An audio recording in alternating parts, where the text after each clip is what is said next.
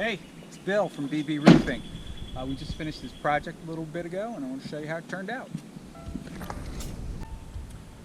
So when we were talking about color choices and stuff on the roof, the customer previously had a weathered wood shingle, which was a brownish grayish blend, and but we took a look at the color scheme with the shutter color and blending into the siding.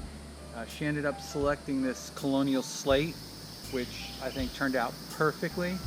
We also put the black drip edge around the outside. Before, she had a white which kind of matched the fascia, but the black drip edge really frames the roof out very nicely, and they're extremely happy. I've had compliments from the neighbors, and everything seems to have worked out really well.